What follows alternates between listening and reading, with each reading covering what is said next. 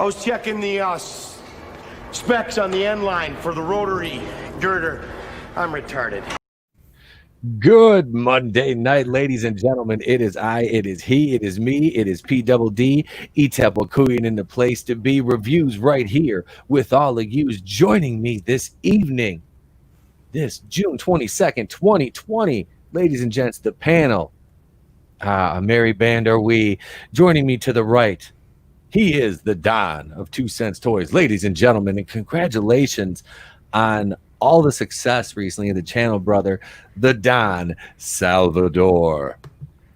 Hello and salutations. It's me, Salvador, and yes, I struck lucky. I uploaded a video, and as a result of that video, it's closing in on 30,000 views, and I jumped more or less overnight from 300 subscribers to 772.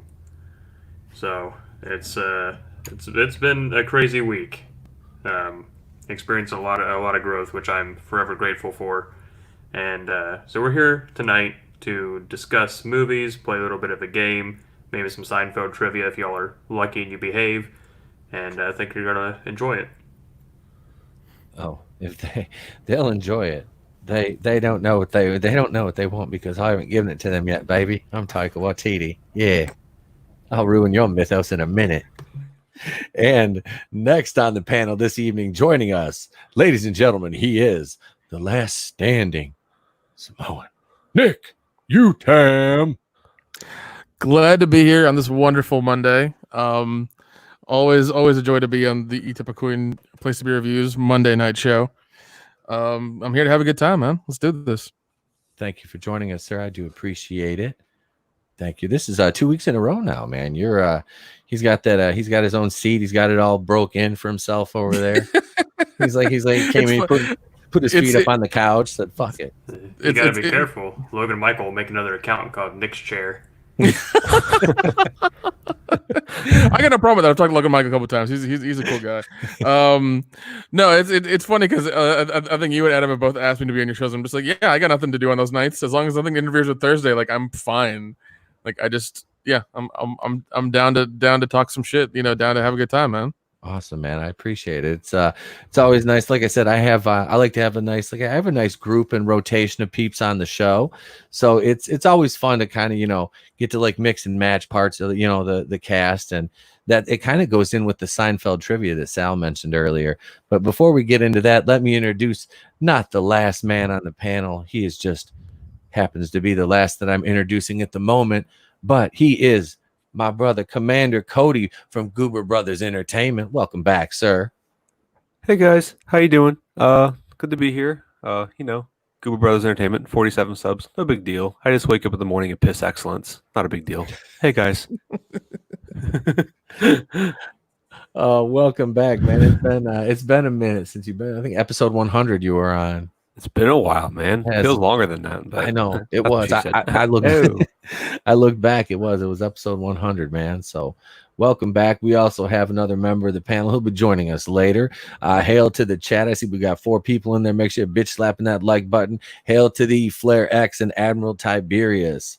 Thank you for joining us this evening, gents. We have a big, robust show planned for you. I swear we do. We're going to talk a little bit about this. Now, originally, it was just going to be Jeffrey Dean Morgan kind of, taken back over as Thomas Wayne and playing, the Batman in this Flash movie, which is now rumored to be the Flashpoint Paradox, which I like the animated movie. I thought it's probably one of my favorite animated DC movies. Jeffrey Dean Morgan, he played him in, was it Batman Begins or something like that? No, the Batman vs Superman. I'm sorry, because him and Lauren Cohan. Yep, yeah. That's exactly what it was. Yeah, he was Wayne. Yeah, he was Thomas and she was Martha. Yep, that's what it was. Why'd you say that name? Martha. So, but yeah, that is that's kind of funny though. It's Negan and Maggie. So, well, he killed her first husband. Yep, that's Mr. Steal Your Girl right there. I'm telling you. Let's see. Wait, what did Admiral Tiberius say here before we get? Gentlemen, the real question is smashing a two-headed girl a threesome? He asked me this a little while ago. I think this is a question for the panel. I mean, she's got two consciousnesses. Two consciences. Consciences. Fuck your consciences. That's what he's trying to do. I'm telling you.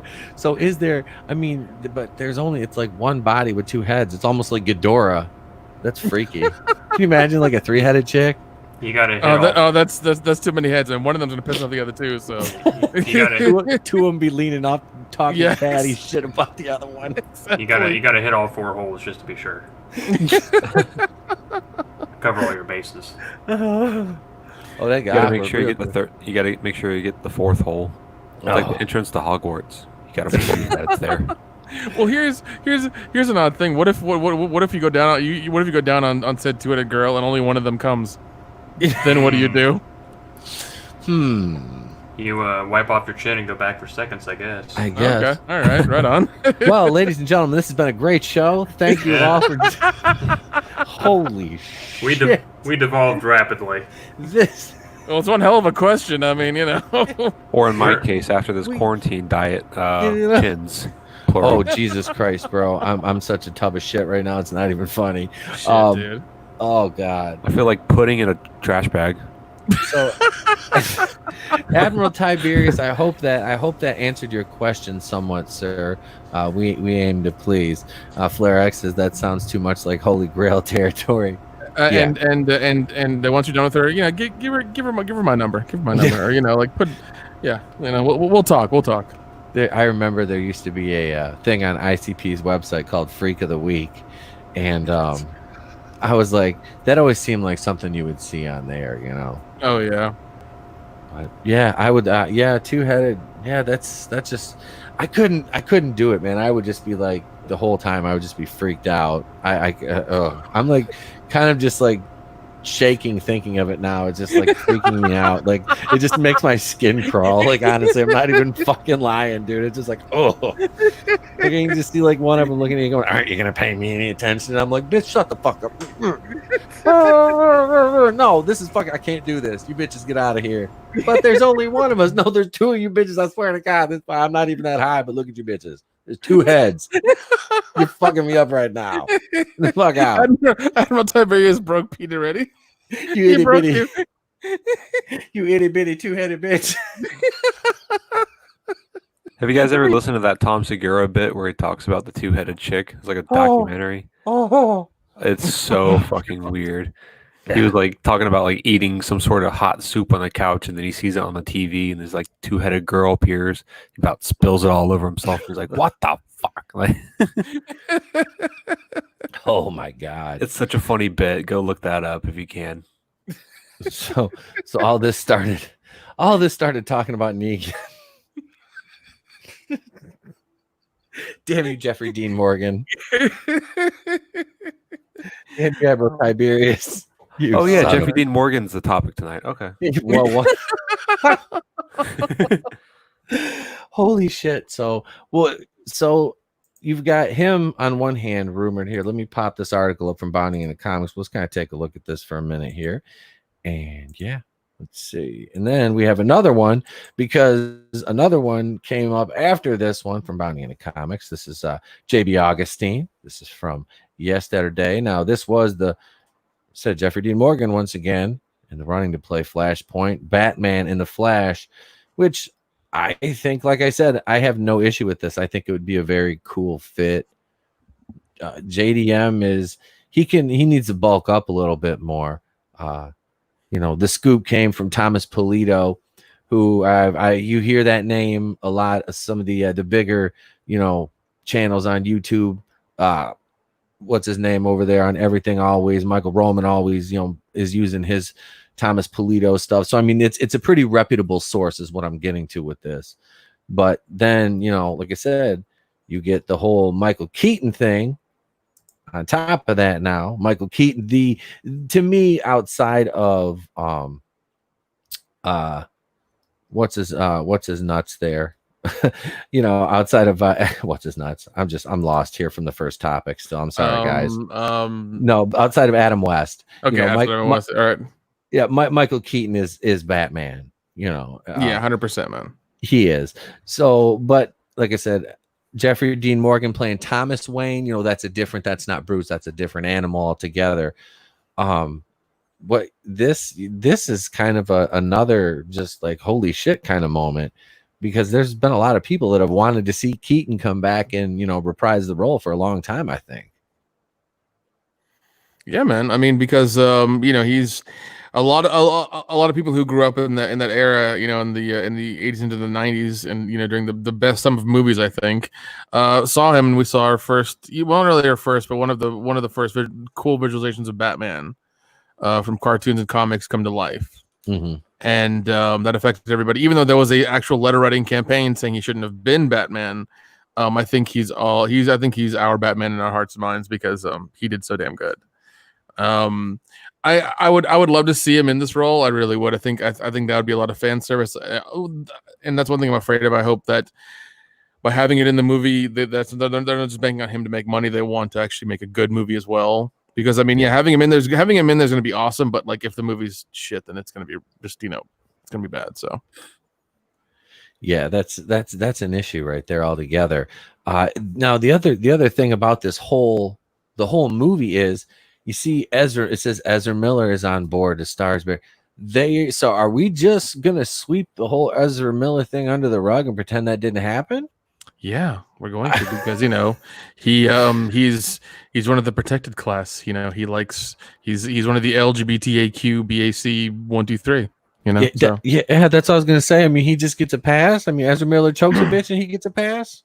Yeah, man.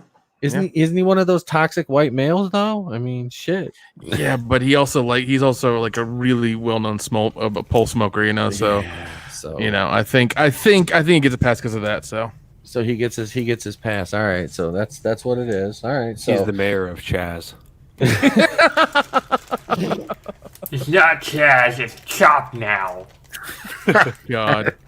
Actually, next week it'll be Shop, and the week after that it'll be SHOP. They'll have accents. Yeah, love accents and shit. Yeah. So this is kind of funny. Now we're talking about three Batmen here. So we still got shiny, sparkly Bat Bitch over there, basically Ruby Rose as Batman in Robert Pattinson in the Matt Reeves movie.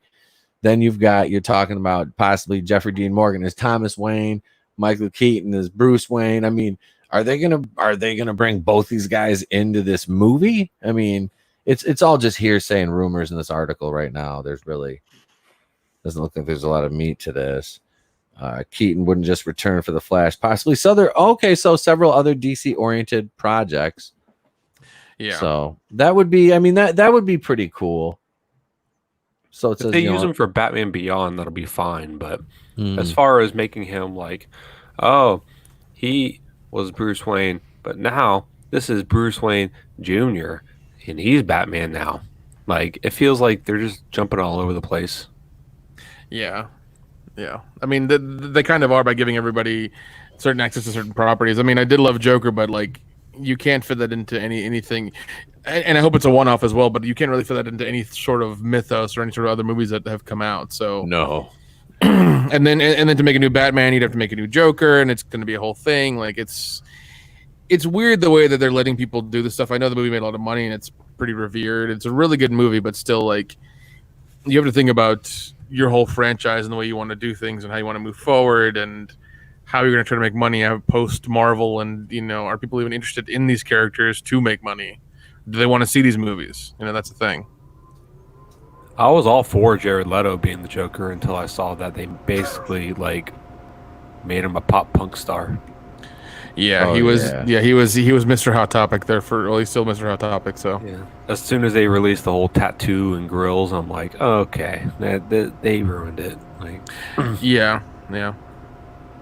If they used him, that'd be cool, but everyone's just going to know him as the tattooed Joker that sucked balls, but or whatever. Yeah, please don't ever bring him back. Now, on the same topic, now you've got rumors. You got this Michael Keaton rumor. They're talking about using him as kind of like the Nick Fury type Batman. Now look, you've got him. You've got Jeffrey Dean Morgan rumor for Thomas Wayne, and you have over on the the like HBO Max side or whatever it is with Zack Snyder over there talking about bringing Ben Affleck back to play Batman over there. So what in the bejesus is really like what I'm confused. Like how many is this? I know like there's the Bat family, but normally there's not like 5 Bruce Waynes in it. I mean, when Oprah runs it, you get a Batman and you get a Batman. Just check under your seats. Yeah, everybody gets a Batman. Holy hell! Yeah, like that doesn't make, like I said, like okay, so Jeffrey Dean Morgan, I can see like doing that in Flashpoint, like because he Thomas Wayne was Batman through that. Has anybody ever seen? You guys seen the Flashpoint Paradox movie? Nope. Nobody. Damn. No. I haven't. I've been wanting to see that and like some of the new ones, like the Apocalypse one. I really recommend that Flashpoint Paradox one. It makes me want to read the arc in the comics, because the animated movie is really good. So to see, I want to see it translated well. Ezra Miller, I can't buy him as the Flash. I can't. He's just not it, But I mean, to make the Flashpoint Paradox movie, I mean, now it's like okay, so how much, because Bruce was only, I'm trying to think, he was only in it for like a couple minutes at the very beginning, It wasn't, he didn't really have much of a spot. It was mostly Thomas. Yeah. So I don't know how they would really, if they would want to try to work, Michael Keaton and Jeffrey Dean Morgan into one movie. I mean, if it's a Flashpoint Paradox, just make it another timeline and have, one of them be the alternate Thomas Wayne or something, just do that. And just, then you have both of them in there. You have 2 names in a movie. Yeah. And you can kind of make everybody happy. But once again, if that's the case, if you're banking on these big name actors to bring in money, like you better have a really good story. And also, I feel for you, like Ezra Miller. I do not like the guy. He's just like he whenever he does his little interviews, he's always weird just to be weird. And it's just kind of like we get what you are. We accept you. There's no need to keep doing this weird stuff. So we can kind of see you in the background. Like nobody cares. Yeah. And in all honesty, I think they could replace Flash and get somebody else to play Flash, and I wouldn't care, really, because I don't think Ezra Miller's been in it too long, and is not that important to the point where he can't be replaced. No, because he was in, he had the spot in, was it Batman vs Superman, and then Justice League, and that was basically it, wasn't it? Yeah, exactly. Yeah, that was it. And he's not, like I said, he's a forgettable character. Honest to God, if it wasn't for the fact that he was one of the alphabet people, nobody would really know who he is. Exactly. He's just that's like what he has to his leg to stand on. Yeah, pretty much. Because he's what is the expression, like milk toast, or just like he's cream of wheat. I mean, he's not just basic. He's just basic. Yeah. I mean, he's been in a few movies here and there, but I mean, like once he got that big DC money, it seemed like he went extra crazy. And then just started, showing up in interviews and crazy outfits and things like that. It's like, we get it. You're weird. Can you just do the interview normally? Yeah.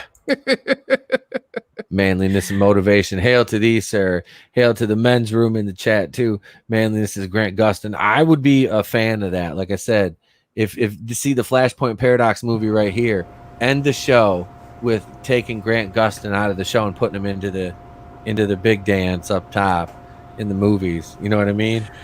And I mean, I think that would be a good thing. I never understand why they don't take TV people and put them in the movie adaptations of what they're doing. It's an odd thing that's been going on in Hollywood and things like that for years. It's just strange to me. But I think if you did that, you'd have the transference of his fan base, people who like him, to the movie. So therefore, you're making more money. Oh yeah. You know, so and then I mean, yeah, I mean, you may need to take a couple of extra acting classes or whatever, and things like that. But I mean, you're gonna bring in the whole fan base of those CW shows to the movie, and I think it's gonna uproar them. They're gonna be real happy. They're gonna go watch it. They're gonna spend money. Nick, calm down. Okay, you're making too much sense. Hey. I thought you were gonna end that with Nickelodeon. Well, yeah, you are right. I am making too much sense, and Hollywood doesn't seem to like that these days. So No, we don't take kindly to those that make sense around here. No, That's, I mean they would basically like Hollywood. I mean, if they wanted to, they could cast the Green Arrow, and it would be perfect. And everybody loves that show. Yeah. So Well, no, they're gonna be like, all right, we're gonna cast for Green Arrow, Michael B. Jordan. Like, oh, okay. Who's playing the Martian Manhunter? Oh, we got it. Michael Cera. Like, well, come on. Oh, fuck you. You know who they rumored to play Martian Manhunter was Harry Lennox. Who's that? He plays Harold Cooper on the show Blacklist. He's the head of the task force with Reddington, James Spader. Okay, yeah, I see his face. Yeah. He's All got right, his voice, dude. He has an amazing voice. yeah, he was also in Dollhouse, The Matrix, and Mo Money, Stomp Your Yard. I'm looking at his whole thing now. Dude, he looks badass. Yeah, dude, he would be a good Martian Manhunter, I think, because I saw somebody like it was unbounding in the comics a while ago, and I was gonna do a video on it, and I never did, and I was like, man, it's always stuck with me. I was like, that would be such a good fit. Dude, that'd be sweet. I can just picture him with like some alien makeup on and Yeah. a freaking cape. Oh my god. Yeah, dude. Yeah. Make it happen, DC. He already were pissing me off enough as it is. Let's see. Wait. Let's swap this men's room. Let's swap during the timelines of the movie and just end the movie with Grant Gustin as the main Flash, and we're just like Ezra who? Exactly, man. Exactly. Oh shit. Yeah. Well, yeah. But yet he runs so fast that he dilutes himself and becomes the other guy, and everyone's like, "Oh, it's you. It's you, Barry Allen." He's like, "Yeah, I know. I've been here all the time." No, Wait. Ezra. I want to see. Wasn't there a Flash that like literally ran himself to death? Like he like started disintegrating or some shit. I don't know. He became Flashpoint. tachyons. But yeah, basically, like, I have the image in my head. He's like running, and it's like one of those like I think it's a page spread where he like starts out small and then he's running, but you see like by the end of it, he's basically just a skeleton in the costume. I can't remember what that's from, but I have it in my head. They run themselves into the Incredibles universe. Yeah. Mr. Incredible and gets hit on by fucking Elastigirl's fucking dump truck ass. I saw that video, man. And Dude, then that Martian video, Manhunter replicates it. it just crossed 300 views. I'm so happy. It was It's such a ridiculous. stupid- I loved it. It's such a stupid small accomplishment. It was such a great video, though. I had a little help with that one over there. You're Thank welcome. you. Thank you, Sal. Sal was like, dude, you should do this video. I'm like, all right, fuck it, I'll do the video. And I did it. I showed that to my dad, and he was like, "Holy shit, this is great." What is this? An ass for ants? The Coco one was. Yeah. Why? Oh god! And then you ended it with the mom from that one. Oh, what the hell? That newest movie that came out with Onward. Onward. Yeah, and Oh, I was just yeah. like, shit. You're Steamed not kidding. hams. Yeah. It was good. Oh That's good. shit, man. Let's see. Men's Room says I want to see Keith David as Martian Manhunter. That would be fucking epic. Dude, That would be so epic. dude, I love that man. Oh, he's so awesome. He's cool shit. Oh, let's see. Here's another Admiral Tiberius, Gary Busey. Gary Busey doesn't even know where he is right now. Okay. No, Gary, you got to play Martian Manhunter. He'd think it was real. Just mocap the fuck out of him. Oh my god. Just mocap him. He'd be like, "Am I going to be on the Jetsons? What's going on?" Oh my god, dude. The sad thing is, I think him and his son are merging to become one person. Like they look so much alike right now. It's ridiculous. Mm-hmm. Let's see who else oh god, manliness and motivation. Ezra Miller does a lot of man hunting. I fucking love you, dude. Yeah, it's called Grinder. I love that episode of The Office where they go to that trivia night at the gay bar because Oscar's going, and fucking the host keeps making fun of Ryan on his phone. He's like, "Yeah, I'm sure you're just checking your grinder." Mm-hmm. And he like takes the phone away from him, and then he sits there for a second. He's like, Yeah. "Okay, I gotta go get my phone." Let's see. Who else we got? Okay, one more. We got Flair X's Nick Nolte. He'd be like, I can't. He was the Ugnaught in The Mandalorian, man. He was Queel. That's Yeah. true. He was. Oh, and Admiral Tiberius says Super Busey. That's the Buseys merged together. Oh my God. Nick Nolte's 79 years old. I'm just throwing that out there. Is he really? He might not have another 48 hours in him. Not to be punny, but No, that's true. It's true. it's true. Hey, there he is, and joining us, last but not least, ladies and gentlemen, he is Emperor Steve of Franchise History TV. Thank you for joining us, sir. What up? It feels like hell out here in Arizona. It's like 115, so bear with me tonight if I sound quiet or loopy or weird in sorts. So, yeah. He's got the heat strokes. He's got the heat stroke. So we were talking about possible Martian Manhunter roles, and here's a good one from the chat. Nick Cage is Martian Man. Oh my God. No, how about you go back and read, what was it, Superman Flyby, the J.J. Abrams one with Nick Cage. Shoot that footage with him, and then come back and shoot it with Nick Cage as Martian Manhunter too. Oh my God. Just, oh man. Yeah. Now the fire! Admiral Tiberius, Jared Fogel's getting a foot long right now. Dow. Oh, I missed one from Admiral Tiberius. Another Ezra Miller joke. Are you guys familiar with the cast of Jackass? Yes. A little bit, yeah. Who do you like? What Justice League character do you think like each of them would play? Oh shit. Johnny Knoxville would definitely be fucking. He would probably be, what is it? Oh God, Aquaman. I would see, because Aquaman's kind of a dude bro, and that would be Johnny Knoxville. I I was think. gonna say Batman. I don't know if he's quite Batman. I think Batman would be more like, what was the dude's name? Isn't he? He might be dead. What's his name? Ryan Dunn. Yeah. Is he dead?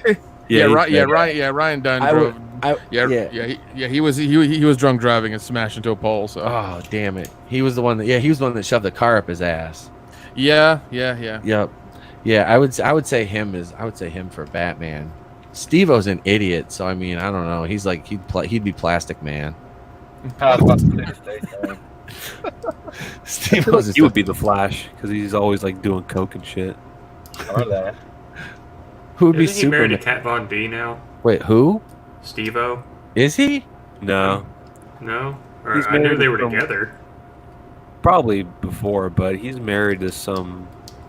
I don't know who she is. Just some random chick. Yeah. I don't know. He's sober now. He just obviously can't take back the whole fucking up his voice over the past 20 years thing. But Mm-hmm. he still sounds like this. But Who the hell? What about? Hey, isn't the little dude still alive? He could be Superman. Oh yeah. Wee Man. Wee Man can be Beast Boy. Wee Man. Oh, Boy, yeah. jeez. They could be the Teen Titans. Yeah, he could be Beast Boy. Or the Atom. Oh, I would say Chris Pontius would be Wonder Woman. Oh shit, dude. Because he always wears the Speedos. And I feel No, like you're right. people No, he should would. wear- No, he would. He would do it in a heartbeat. He's like, yeah, I'm Wonder Woman. Fuck it. Yeah, he would. He'd take over that shit. I figured Bam Margera would be. Oh, sorry. No, I was just saying that's the terrible image to think about. It's a horrible image, but it's true because he would. Preston Lacey, make him Shazam. Oh yes, I forgot. I always forget about Preston. Yeah, because I mean, he looks like a baby either way, so it's fine. Yep. Oh, dude, he reminds me of the kid that does Cleveland Jr.'s voice on the Cleveland show. Oh, He does no, a no, no, voice. no. No, what's his name? Rob. No, The older one. Yeah, it's Yeah, Cleveland Jr. yeah, Rollo. Cleveland. Yeah. Yeah, Cleveland Jr. on the Cleveland show. He freaking the guy that does his voice does one on the show called Boss Baby on Netflix that my kid watches, and the damn the guy we were talking about just reminds me of him now. The who'd you say? Preston Lacey. He reminds me of that damn big ass baby. That's you just made that reference. Just made me think of that.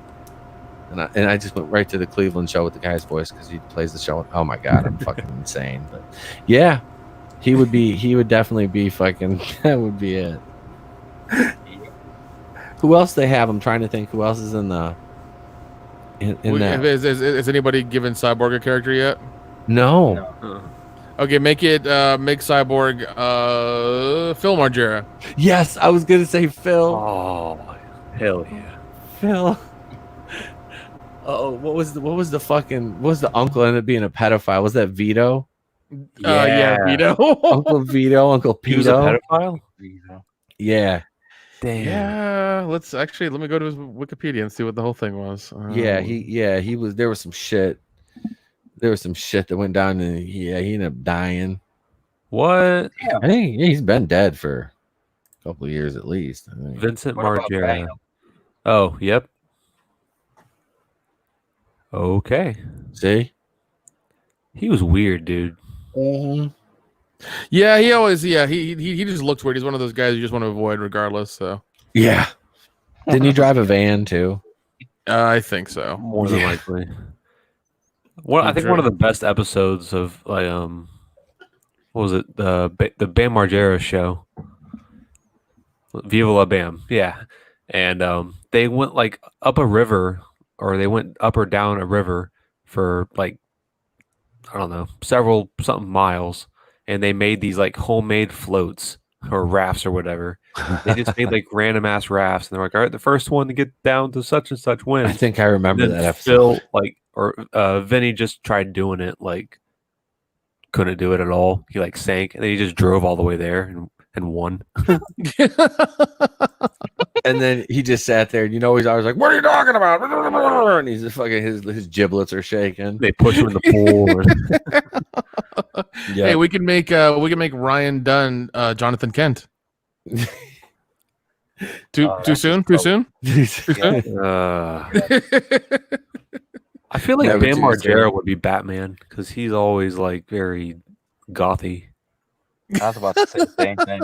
Yeah, he could be Batman. Yeah, he does wear enough guy liner. He could pull it off. I'm all angsty and shit. Yeah, we get it. Your friend died yesterday. Calm down, dude. It's okay. So does Jeff Tremaine get Superman since he's the director? I guess. Ooh, sure. Why not? Yeah. What the hell? I could see that. He's not above all the antics, but he's in charge. So He's in charge of the asylum. So Ian McGahey. You got some other like guys that you don't really think of. Yeah. So basically, what we just did was we just unknowingly played the game without even announcing it. That was dope. What? We just recast the entire the Flash, Batman, and Cyborg. Well played, Yee. We're fucking awesome, dude. That was I like that. I like that. We used the jackass click too. That worked. Yeah, it did. I thought about April. She Hawk Girl. Oh yeah. Yeah. Is that Bam's mom? Yeah. Yeah, she could be hot girl. She could be hot girl. Let's see. How deep we go? How deep we going? Are we going in was it the CKY roster?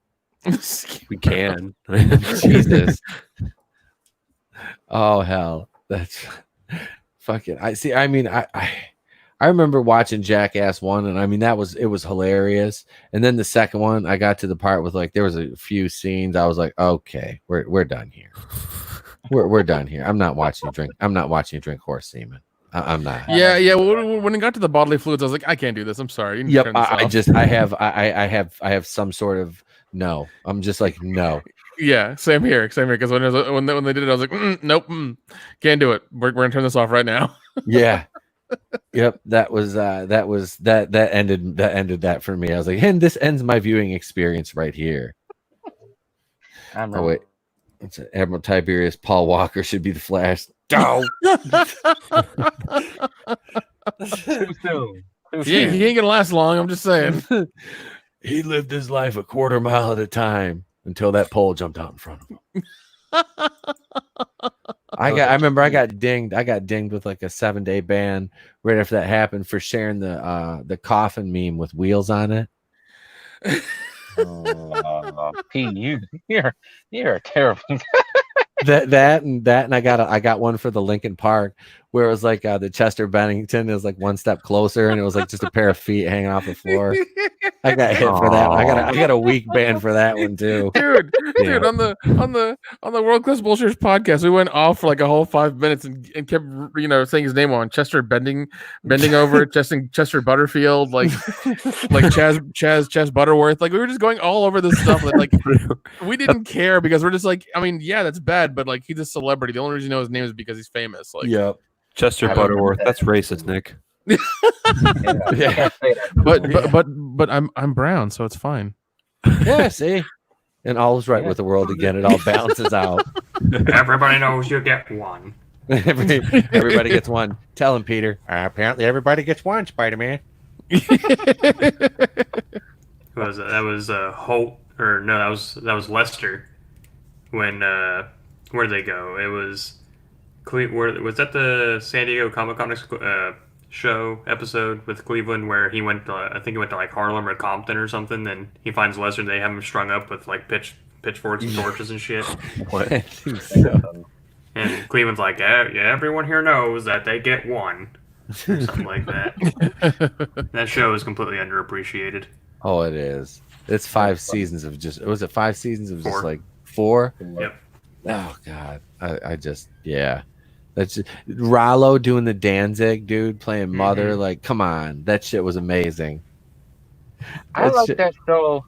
I was gonna say I like that show more than actually Family Guy. So Yeah. I know. I haven't watched Family Guy in. It's been a couple years at least, probably like 3-4 years maybe. What? Since I watched I watched the older episodes still. I'll catch them on Adult Swim, and I've got some of the DVDs, but I haven't watched a new episode in at least 4 years. Damn, 5 for me. They got too blasphemous for me. I had to turn it off one day. Oh really? Yeah. I think it was one of those episodes that he was hanging out with Jesus, something like that. I can't watch this anymore. I'm done. So I always thought the Jesus one with the bird, where it's like the bird. That, oh my God, that he finds that Trash Men record. That was fucking great because they go to that 50s diner. Oh, Brian, because that's Brian and Stewie do the Office Space scene with the record. Oh, I remember that episode. They take it out in the field. But yeah, that's one of the ones. Jesus was is working at the record store, and Peter's like, you know what? You look familiar. Do I know you? And he's like, no, I don't think you do. Yeah. I've seen you before. Are you Jesus? No. Yeah, you're Jesus. You're Jesus. All right. You're Jesus Christ. All right. You got me. Yeah, you got me. All right, Jesus. So that I was watching season 1 the other night. It was the Chitty Chitty Death Bang episode, which is it's a play in the Chitty Chitty Bang Bang movie. But that episode, it's like Stewie's first birthday, and they have oh God, I'm trying to think of his name. John O'Hurley that played Elaine's boss. Peterman on Seinfeld.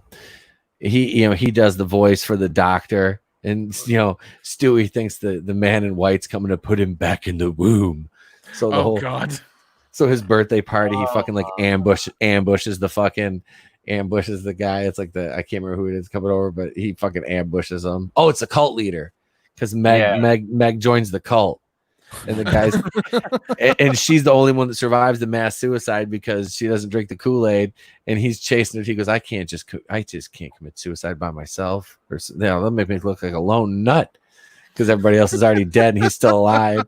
So he's like, come back, Meg, and he's chasing her down. Yeah, Stewie thinks he's the doctor because he leaves. He's like, oh, can't forget my ceremonial white robe. Because Stewie's looking for the man in white. So he walks in the house looking for Meg, and Stewie fucking ambushes him. It's a great scene. I remember that one. That's a long time ago now. Oh, remember all those episodes. It was like season 2 or something. It was it might have been, it was 2 or 3. But it's I like I said, that was just the disc that I had in my bedroom, and I threw that on the other night when I was laying there. I was like, God, the same disc has the Renaissance Fair with Will Ferrell.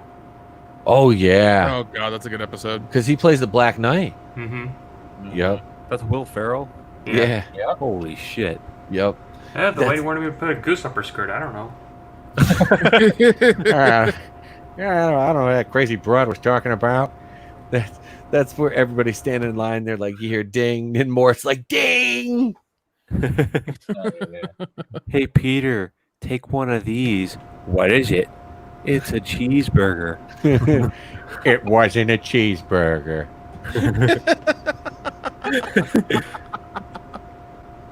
I fucking love Family Guy. That's my favorite show. The early seasons of that were so simplistic, but they were so. I think they were so much funnier. They were because they didn't like these now.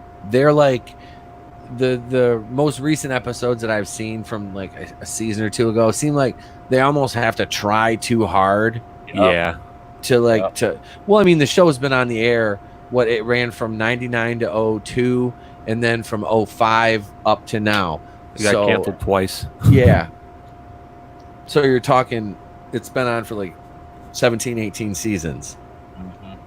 You know, and I will give credit where credit is due. I mean, that's a fucking, and you've got your main cast still together outside of Adam West passing on, you know, because he was Mayor, you know, he's Mayor West, and he was the cat launcher. I mean, does it really get any better than Adam West chasing down, was it Quagmire with a fucking cat launcher? Or Pete, I can't remember who it was. So the fuck Mittens. Come here, Steve. He's like, Steve, that's a ridiculous name for a cat. Steve, get in the bag. I like when he's like singing to himself. He's like, Adam West, Adam West. A little bit lower now. Adam West, Adam West. Yeah. He's like, what's it? Adam Wee. Adam Wee, yeah. Adam Wee, Adam Wee. Is that my name? Is my name Adam Wee? He made that show. There's been so many guests on that show, but like he is just one of them that was like, he was so perfect. Then him and Meg had that fucking relationship. That was weird to me. Oh, that was weird. Yeah. Well, I mean, Lois or Peter sold Meg to Mort, so I mean, there's that. The Tom Brady episode. He's playing in the Gillette Stadium. Yep. Oh man, that Shapoopy. He plays for the London Silly Nannies. The London Silly Nannies. Let's have a pillow fight. Oh. Or the one when he had the mental horse. What the fuck? Man. I like the one where they save the cow from the slaughterhouse, and I thought that could just stay with you, and they're like, that's asking kind of a lot. Oh, well, I was told that I would be able to stay with you. I never said you could live with us. I think you misunderstood. Oh, well. That show, man, it's like Seth MacFarlane. And now, because I was talking to somebody about the Orville the other day, which I've never really gotten to see the Orville, but it's, you know, everybody says it's more Star Trek than anything Star Trek now is. So that show kicks ass, dude. Yeah, I think Hulu bought it and Fox no longer owns it, so it's just their independent production now, and they just throw money at Seth MacFarlane and he goes nuts and makes, you know, a good show, and that's it. Oh, it's on Hulu. Shit. Yeah. I think that's what happened. I'm not entirely sure. Well, I have Hulu, so I can actually watch it. Oh, nice. Yeah. One of my 37 shows I'm watching. I know. What is it? The Karate Kid show just got sold to Netflix because YouTube doesn't know what they're doing with it. So yeah, because they had Cobra Kai for what 2 or 3 seasons now. Yeah, third season's going to Netflix, and so is the rest of the show. Yeah. Well, I mean, at least it's not getting canceled. Actually, good friend of the program, Tony Tonedeaf, did a really nice video on Cobra Kai, like kind of a review overview, and that was his main point at the end of it was in limbo at the time, and now you said it's going to Netflix, which is cool because there won't be like this big cliffhanger that the series ends on, which fans of any show hate to see. And I feel for people like that because I've had a lot of my favorite shows get axed, and it's like you never get a conclusion. Yeah, and I mean they have more money, and they're just it's big. It's a bigger platform and everything, and plus YouTube. I mean, what are you going to get? You're going to pay $10 for premium to watch all the episodes? No, nobody's going to care about that. I mean, it's a weird service anyways.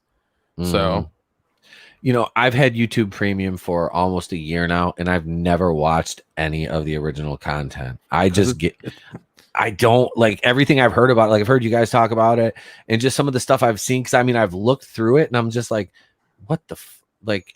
And I just never watched Cobra Kai. I want to watch it. I just never got around to watching it.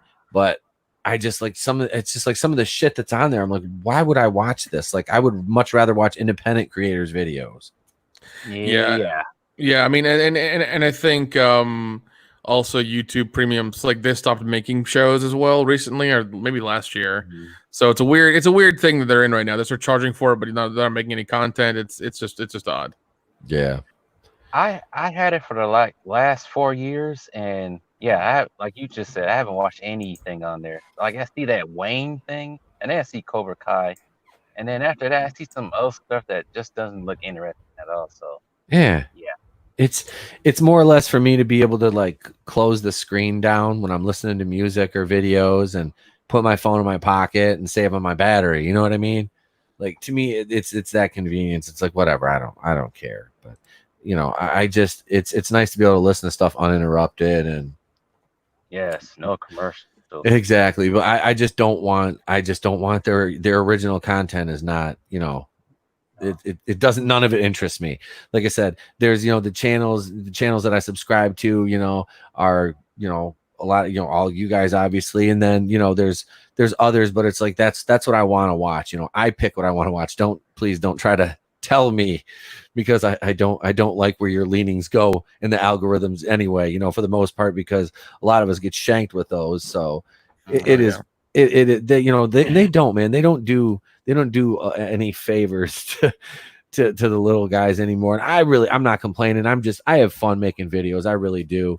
Like I said, like the one today, I was just like, hey, this is kind of cool, man. This is kind of uplifting. Like Jon Favreau, is he came out it was a Screen Rant article, and he talked about how it's important for Disney to listen to the fans, for Star Wars to listen to the fans. And it's like, this is Jon Favreau saying this, and it's like there's some fucking hope there, Yeah, that makes too much sense though. Again, fuck me, right? You're right. That's the thing. It's like, we don't listen to the fans, we listen to our identity politics, and the 3 people on Twitter keep yelling at us every day. We're listening to them. You bastard. Oh, but it does. It boggles my mind. It's like, so you have and Jon Favreau is not some like newcomer to Hollywood. Like this dude is a fucking heavy hitter. He's like part of like the foundation of the MCU. Like Iron Man was like his baby. Yeah. He did the first 2, and then the third one went to somebody else. So yeah, I mean, so he's like part of like Black, I think was his name. Yeah, Shane Black did the third one. Yeah, because he's the one that had the issues with the guy, the guy that was like a pedophile. That was in one of the Predator movie or something. Yeah. Well, I mean, that didn't come to light until after the fact. Well, until what's her name started when they were doing press junket started mentioning it. I'm like, Olivia Munn. Yeah, and it's like, why not make a sting about it during production, not afterwards when the movie might tank and then you don't get another job in Hollywood, because what you're saying might affect the actual sales. Like good. I mean, good for speaking out 100%. But like, you should have done it before during production when things are going on. Go to your social media. You have a following. Like, do that. Yeah. Don't do it when they're trying to sell the movie and people's paychecks are on the line. Like, that's, it's the wrong time. Kind of. I don't know how to feel about that. That's weird. But let's be honest, like Olivia Munn was probably never going to work in Hollywood again. I mean, look at how bad she was. And I like her aesthetically. I mean, she's really like, she doesn't strike me as that really friendly of a person. Seems kind of fake to me. Oh, ask Aaron Rodgers that. Ask him all about that. Oh, yeah, they were together for years. Who? Yeah. Aaron Rodgers, quarterback for the Packers. Yeah. All right. Yeah, they were together for a long time. I don't know. They're not anymore, are they? No, he's with Danica Patrick now. Oh shit! Sheesh. A real woman. God damn. Yeah. Good for you. Yeah, that's what I said. But whatever, it's him. Yeah. Well, you know what? Good thing is he got a woman who can drive. That's good. Yeah. Yep. He'll be sitting in he don't need to do those State Farm commercials. He's sitting in the passenger seat anyway. It's not you ever driving. I say as long as he's throwing 80-yard bombs to the end zone, getting us to the Super Bowl, I don't care. I know, man. That's why it hurt me so bad the other day. My kid was wearing that Packers shirt. I was just like, God damn. I was like, you're lucky your auntie gave you this goddamn thing. And put this on you as a Lions fan. This hurts my soul. What is he trying to be, a cheese curd for the day or something? Yeah. I was like, oh man. More like Cheese Whiz. Yep. That little shit. Sitting there listening to fucking Ice Cube. He's gangster though, bro. Better than being a Lion Club. That's all I got. Hey, easy, damn it. Easy. Sorry. We'll beat the shit out of your team till the fucking fourth quarter starts, and we'll fucking piss away every game. I like that. Hey, not as bad as the Falcons Super Bowl. We won, and then we didn't. Yeah, I was gonna say Atlanta. I was like, we're up, we're winning, and but do you know how many fucking little kids in third world countries around the world got Atlanta Falcons Super Bowl championship hats because of that? They're clothed. Hats and t-shirts. They got hats and t-shirts for fucking days, yo. That's they did. They go drop those motherfuckers out of airplanes and for UNICEF and Salvation Army into third world countries. Here's blankets and fucking shelter. These are fucking Atlanta Falcons Super Bowl hats. You still got Buffalo Bills Super Bowl hats, Buffalo Bills AFC Championship ones and shit. They should count themselves lucky because the last time America handed out blankets, it didn't go so well.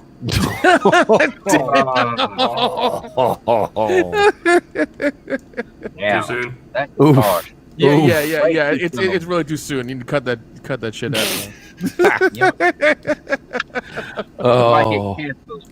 Oh no, that's it. You're not wrong.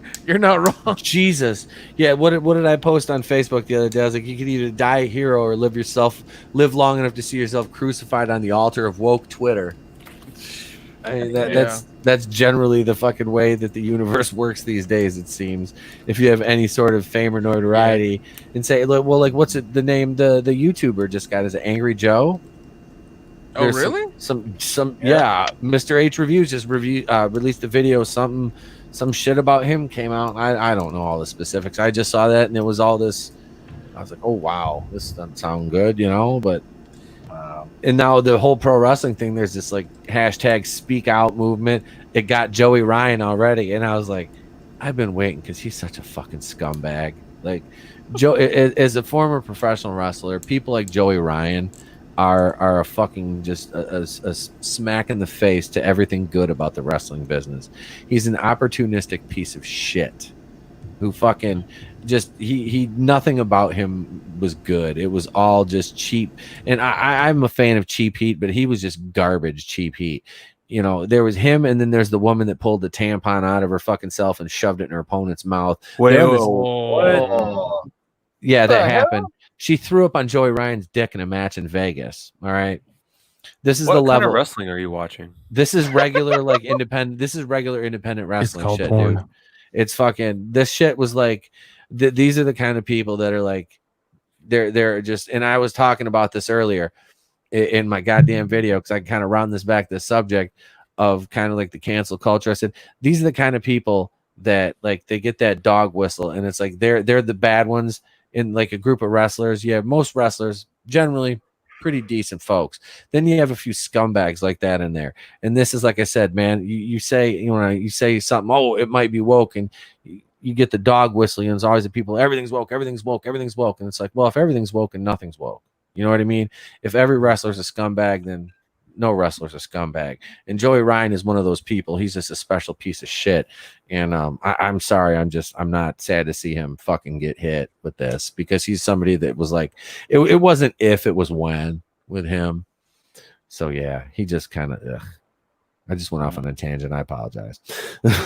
No, you're fine, man. No, I mean, it's all about woke culture and all the things happening now, and it's important that people know about it. I mean, it's entirely horrible what's happening. It's just it seems like not even every day, every 2 hours, we're getting some new article pop up about something that somebody did a long time ago, and they're getting canceled for it right now. It's like, really? Mm-hmm. Jeez, like I mean, God, I just don't care anymore. Well, it was like that whole thing with the Arrowverse. Like I had all those Arrowverse articles just fall into my lap at once, like 5. There was literally like 4 or 5 articles I did a video on, and it was like Garrett or Hartley Sawyer was the first one, and then they're going after Daniel Pennebaker, and then it was like Stephen Amell, and then it was like Grant Gustin wasn't apologetic enough, and then it's like, holy shit, man! Like, are you? Is okay? Like, let's see, like who's not racist? Raise your hand. That'll be easier. Like, really, I mean, it's just it's funny, and you kind of have to make a joke about it, because at one point it's like, okay, is this real, or are you crying wolf? And you see Hartley Sawyer's tweets, and are they a little bit spicy? Are they yeah, they are. But I mean, at the same time, is it along the same lines as like a James Gunn kind of thing, really? Now, James Gunn obviously has way more stroke than Hartley Sawyer does in Hollywood, Well, have you seen James Gunn's new girlfriend? She's super young. Wait, he got a new girlfriend? Wait a minute. I did not. I didn't. I thought he was Wait a married. minute, how did he get a girlfriend? Well, he got divorced. I remember seeing what I'm okay. Hold on, let me check this for sure. I may have seen this when I was drunk, but let me 100% clear this up real quick so I don't sound like an asshole. Jennifer Holland. Okay, no. Yeah. Him and Jenna Pfizer like broke up in 2008, but he's got a Jennifer Holland. They've been together since 2015. It says. Yeah. She's. Oh wow. Yeah. She's good looking. Here's something. It's the money. Never mind. Wait, what's that, Sal? Wait. Nothing. Someone shared an article on Facebook, but it's from February 2019, so it's old news. Is that I'm looking one here. I see something about this James Gunn, this hot reality show singer admits to dating Guardians director, and there's a picture of him with some girl, and this is from 2014. Oh, this is from the articles from Coconuts in Bangkok. Oh, that fucking site. God, that's weird. Jesus Christ, dude. But yeah, I was like, oh wait, is this new? Nope, that's fucking 6 years old. Okay. But yeah, she's here. Let's let me go over here. Let's see. I mean, I will share this with the audience, of course. I mean, that's what we do. Let's see. Right, Cha. She's still creepy to me. I mean, she's a dime, dude. I mean, definitely. Jennifer Holland, yeah. Yeah. And she hasn't been in a lot of movies. I mean, she was in. I mean, it's funny because the one of the top movies she's in right now, well, on her IMDb, is Brightburn, which is by James Gunn. Yeah. She was in 2 previous movies: American Pie Presents Book of Love and Zombie Strippers. Guess which one she gets naked in? Zombie Strippers. There you go. Stand By Me. Stand By Me. Ragnarok. I feel like one of my better jokes, which went mostly underappreciated. I think someone shared an article about the murder hornets or some shit or something like that, and all I shared was a GIF of Macaulay Culkin from My Girl. Oh my God. Get wrecked, noob. Yep. I don't think I've seen it so much. Oh my God. I know. I had there. You couldn't help those Macaulay Culkin memes. They work. Mm-hmm. They work. They work so well. I wish James Gunn would just make another Scooby-Doo movie. Well, have you seen Scoob? No. I have not seen that. Are you a fan of Scooby Doo? Yes. I am. I've watched it since I was a kid. I would highly recommend it. It's really good. Oh, it's actually good. It is really good. I watch it, and I watched it once. I paid the $20 to watch it because I'm a huge fan. I wanted to see it real bad. Glad I did. I'm definitely going to pay more money for the Blu-ray whenever it comes out next month. So like I'm very happy with it. Very, very happy with it. I know they used the villain from Wacky Racers, and I was really confused as to why. Yeah, they did, but I mean, like, it's a very Hanna-Barbera thing, and I'm like, I was okay with them using a lot of the characters and stuff, anyways. It's fine. They redid the 1960s original, like, intro in like a 3D kind of new way, and I really liked it. I was like, oh man, this is cool. So nice. It was fun. I really enjoyed it. I recommend if you're a fan of that kind of thing. I've been hearing so many mixed things on it. I did too. I heard somebody say it was bad or something like that. Like a couple of people said it was bad. So hey, I'm a Jeff and the other guys from WorldClassBullshitters will tell you I'm a huge Scooby Doo fan. It is good because I was worried it was going to be woke and this, that, and the other. It is a wonderful movie. I really enjoyed it. Did you get yourself any of the toys from Walmart? I need to, man. I need to. I haven't left the house because I'm scared of the COVID. So I'm I might have to order them, get them delivered to the house, and then disinfect them. I don't know. It's Nick is Howard Hughes now. He's agoraphobic. I just peed and pooped in a jar. Don't tell me. Hey, it's like Damon Wayans from fucking In Living Color. And then we moved the bathroom over here, and this is the fucking jar. You remember that shit? And we're going to put an addition on the house today. What we're going to Oh my god, I forgot about that. Antoine the Bum. Yes. Yep. And look what we did. We got power running over. We had an extension cord run out of a fucking restaurant through his cardboard box and shit. Oh, I used to love those sketches. Day 132 of Nick's agoraphobia. I had to take a shit today, so I ate an entire Pringles can, so I had somewhere to do it.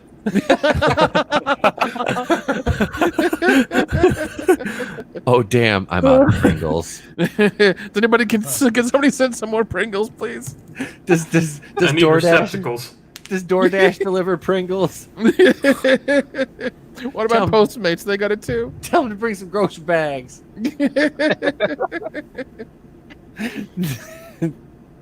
Oh hell! So speaking of taking a shit, we can correlate that right into this next topic, the Transformers series. All right. So now we're gonna get a sequel to Bumblebee eventually. It's gonna happen because, I mean, that movie was pretty well received, and I mean, I don't know. I take it everybody here has seen it, right? Nope. I have not. Nope. No. Really? Oh wow! Okay. I've seen Cody, all have of you? them but that one. Nope, Yep. I take that back. I didn't see that other one. I saw the first three. I saw the first 4, and then that was it. I couldn't take it anymore. So there's like fucking 6 of them. What was the one that had what's his nuts from Anthony Hopkins? Yeah, exactly. The Last Night. No, it was the guy from Silicon Valley, and he's Deadpool's friend in the Deadpool movies. He works at the bar. Oh, that's yeah. the fourth one. Yeah, Okay. that's the first one with Mark Wahlberg. I put the fourth one kind of out of my mind because it was like almost 3 hours long and really boring. Yeah. I just couldn't do it. Age of Extinction. Nick, Oh, okay. Yeah. Yeah, What's up? that's the last one I saw. That movie sucked ass. Holy shit, dude. Yeah, what's up, man? that last night, it would do the same with you. That last night was so boring. I fell asleep and didn't care about watching anymore. Okay, So trash. I've watched that movie fucking 4 times now. Jesus. And I'm still like, and I'm still like, what? Literally, dude. Like, I'm sitting there, and like every time the movie ends, I'm just like, You're like stroking out over there. come here. What the? Because they Like leave you. Jason Mewes over there. They do. They leave you right on the end of the movie with like a Unicron gimmick, and it's like, oh, and then you're like, this movie's so shitty, they're never gonna make a sequel to this. That's why they did it. They did it because they knew they were never gonna have to. It was an arc they were never gonna have to pay off. It was bad. I didn't understand what they was doing at all. No, I was like, why do the fucking Transformers tie into fucking like King Arthur and shit? Yeah, that shit was so stupid. Like, I saw what the beginning of that movie and I was like, nope, passing out. Yeah, dude. Like, and like I said, I've watched this movie 4 fucking times. I'm like, why? But it's like the fucking goddamn Weird Al Yankovic when he's playing fucking the dude from Gone with the Wind. But why? Why would the Transformers be siding with King Arthur and the Knights? This doesn't make any bloody sense. Bro, I want to go to the Age of Extinct. Oh, go ahead, Nick. I was gonna say, I was like, Michael Bay did 2 8 balls of cocaine, so it's 16 balls, and just wrote all the movies at once. he wrote 6 movies in a half hour. I don't think he did last night. I think somebody else did it. I could be wrong. Probably. It was Michael Bay ghostwriting it, and he just put somebody else's name on it. Jeez. His name was the guy's name was Yikel May. Wait, Yikel May. Wait, what? He sounds Korean. I'm not sure about that. Yikel, man.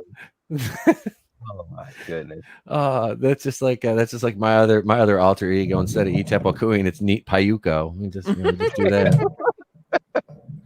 All right, let's see. I mean, there's also your alter ego account as well. I don't know if I should say that name. Oh no, not that one. We shall not speak his name. Okay. All right. He's the evil entity. Okay. All right. Damn it, I was gonna say it too. God damn it! Don't you do it? No, Don't you do it? Zips Don't you do it? Oh no, I ain't gonna say in. The secret. Michael Bay's Transformers movies ranked. Now, this kind of plays into our next game. So I just want to go through this little list here because, yeah, this just came out a day ago. When you think Transformers aren't relevant, because I watched Bumblebee again the other day. I've seen that movie a lot. My kid loves it, and it's more of a Transformers movie than we've got since the very first one. And if you haven't seen Bumblebee yet, it has a battle scene that could be pulled right out of the cartoon. And they give it to you right up front. You know, it's a sequence at the beginning of the movie. That's all I'm going to say to you guys. If you want to check it out, it's definitely worth the watch.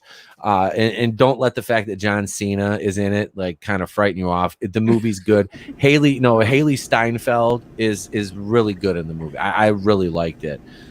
Because she was the female lead, and I know there was a lot of people that were kind of like, oh, well, they're because Shia LaBeouf was, and let's be honest. I mean, if you have a female lead or Shia LaBeouf, did you ever really have a male lead? So it's funny actually. There's a movie with John Cena and Dave Bautista, but no one's ever seen it. What is it? Oh, I love it. Drax the Destroyer, John Cena. Yep. Drax, I've mastered the art of standing so still. I'm not visible to the naked eye. We can see you, Drax. Damn it. He was so good at that part. Oh, he was. It's too bad Guardians 3 is not coming out till like 2096, and he'll be like 752. Well, I mean, that's because James Gunn's got to do Suicide Squad 2, so Oh. Yeah. I didn't think it's a sequel. It's just a reboot. Oh God! Listen, about that movie. Listen. The only way I'm gonna watch the movie is if Harley Quinn's bent over and it's what's her name and everybody's giving it to her like on a train or something. So I still haven't made it all the way through the first one. Yeah, I did. I made it 45 minutes into that, and I was like, okay, we're done here. I fell asleep in the theater watching it. Yeah, if it's 90 minutes of Margot Robbie stripping, then I'm fine. But other than that, I really don't care. Yeah, that would be it. Just put the shorts off and on. Just do that. Yeah, just do that. I'm fine. Just wiggle those little ass hips of yours. I'm fine with that. I do say Will Smith actually made that movie better than what it was. If it wasn't for him in that movie, yeah. Well, surprise, he's not going to be in part 2. Yeah. I really liked Adewale as Killer Croc, who was my choice for Jon Stewart as Green Lantern, by the way. Yeah, Killer Croc was fun for sure. I wish I would have done more with that character. Mm-hmm. How the fuck have they not made a Jon Stewart Green Lantern movie yet? I don't know. It doesn't make any sense. That needs to be a thing. I'd rather not see Jon Stewart. I'd rather see like a Lantern Corps movie with all like of the big four lanterns that everyone knows. Just have all of them in the movie, so it's like Green Lantern the movie, but it's not about a specific Green Lantern. Listen. Just have all the color. Cool. Just have all the colors of the lantern, and then just have Skittles sponsor the whole movie. Hell yeah, they could use it. Taste of rainbow. so Michael Bay in these fucking horrible Transformer movies. I'm coughing. I hit my pen. Sorry. Between 2007 and 2017, the summer blockbuster season featured 5 different Transformer films, directed by master of action and mayhem Michael Bay. The 5 Transformer films became some of the biggest releases of their respective years, lighting up the box office and making people light up before they went to see them because they were so fucking ridiculous. You had to be high to enjoy that shit, changing the very definition of what summer popcorn flick could be. Despite that, the Transformers movies were critically panned, and fans of the original cartoon series despised them for butchering the franchise's mythos. See, I'll ruin your mythos in a minute, baby. And failing to deliver the same type of stories that captured the interest in the 80s. Did Michael Bay give himself that title? The Master of Mayhem. Action and Mayhem. The Master of Mayhem, schlong in Hong Kong, pimp him like Bishop Magic Don Juan. They pulled that from his Xbox Live count that he made in 2006. Some name generator online. That's where they got the same name for the Crimson Dawn and Solo. Oh, God. Oh, that was so fucking generic. I was like, really? This is the bad guys, the Crimson Dawn. Yeah, like, he sounds like a shitty DC villain. Like, what are you doing right now?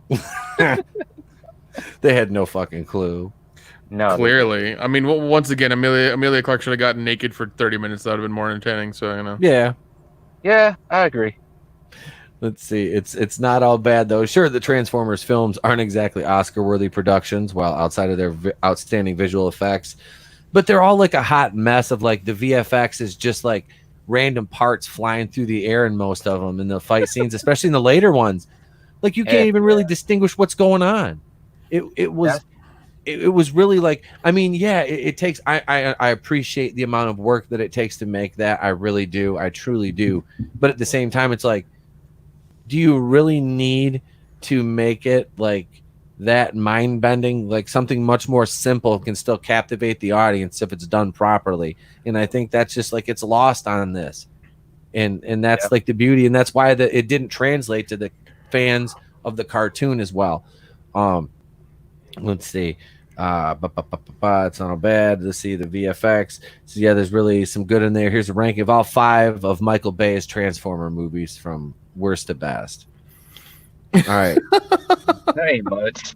Go on. From worst to best. Revenge of the Fallen. What? That's part 2. That's part 2. The second one. That's the second one. Yeah. I wouldn't say that was the worst out of. This article sucks, Pete. What the fuck? Oh, that's why I got it. I wanted to roast on it. Holy fuck, man! I didn't even read. I purposely did not read this one. Lists like this, I do not want to read before I would go in. But yeah, so in 2009, the second Transformers film was released. In Revenge of the Fallen, the Decepticons found the last remaining shard of the Allspark and used it to revive Megatron. Once the villain returned to life, a large army of Decepticons landed on Earth led by the Fallen, one of the ancient original Transformers from their planet Cybertron. The villain had a plan to use Cybertronian weapon to burn out the sun and create the Transformers' energy source, Energon. The Decepticons were nearly successful in their attack after Optimus Prime was killed in the first half of the film. When he was brought back to life, however, with a powerful power-up thanks to Jetfire, the battle was promptly brought to an end. Revenge of the Fallen ranks as the worst film in the series because it lacks focus. Eureka, focus. What? That doesn't make sense to me. It takes a long time for the real story to kick in. Even when it does, it has trouble deciding what type of story it wants to tell. The new characters, both human and Transformer, introduced were unremarkable, and it doesn't help that Optimus Prime is missing for a large portion of the film. Oh shit! Who wrote this? Let's see. This is by Ian Cardona. Ian Cardona. Cardona. Ian, you suck. Ian, You son of a bitch. Oh yeah, here. Speaking of the last night, like to me, this one right here is the fucking worst. Like they have there's a fucking dragon. All right, that's all. What? It's a fucking dragon in Transformers. All right, it's a trans dragon. Wait, Can you say that again? I didn't understand. trans dragon. So there's a dragon in Transformers. Yeah. Yeah. There's well, I mean, it is a two-headed dragon, so I mean, that's par for course. It's fine. It's like Quagmire's dad. Transformers the last night, which hit theaters in the summer 2017, was the second film in the series to star Mark Wahlberg. While his Cade Yeager had his own supporting cast in the previous film, the character now found himself on his own, unraveling the secret history that tied the Transformers to King Arthur and the Knights of the Round Table. Holy fuck, that movie was stupid. You're saying Revenge of the Fallen didn't have focus, but you're going to go back to old English literature for this one? Got it. The fifth film in the series is overly long, and that's saying something for Transformers films, but it makes up for it with an epic third act battle as the corpse of Cybertron itself crashes into Earth. The set pieces in Transformers movies were always ambitious, but this one went above and beyond. Unfortunately, this is the first entry in the franchise that ended with a cliffhanger, one that likely won't be resolved, and it indeed makes the film feel incomplete. Plus, the story didn't make the most sense, and the lore behind Unicron was strange. But hey, at least we got Anthony Hopkins talking about Transformers and Decepticons, and that's pretty rad. That's the reason why that's not the one? That's why you get it, because Anthony Hopkins took time out of his day and a heavy paycheck to make the movie. Yeah, like watching Shrek 4 and being like, well, at least Cameron Diaz was voicing in it. Look at Disney's still shilling for Rise of Skywalker over here. Steve, why don't you buy your copy? Oh God. Nope. Nope. Not on my dead body. Okay, so this one next on the list is the original Transformers movie, which what literally makes no fucking sense.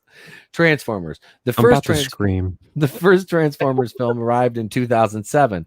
It was epic in scope and yet managed to remain small in scale at the same time.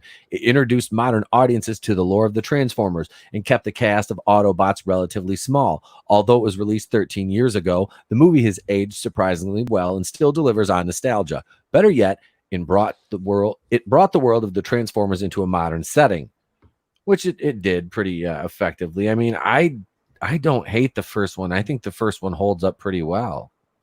The first one's great. You need to watch. I was gonna say I just watched this recently, and it's fine. I had no issues with this. Let's see. Who knows, man? I don't understand, but I don't know. I guarantee you, if you search this writer's name in the system for comicbook.com, he probably has a bunch of dick-sucking I Love The Last Jedi articles. Oh, I'll guarantee it. Let's see. It says the film was successful in depicting the Autobots and Decepticons as larger-than-life beings from another world. There was truly a sense of wonder whenever one of them would transform, and the final battle properly showed what it would look like if alien robots battled one another in the middle of a human city. However, the focus of the film largely stayed on the human characters. The major complaint here is there weren't enough Transformers in Transformers. It was a setup movie, you idiots. Yeah, what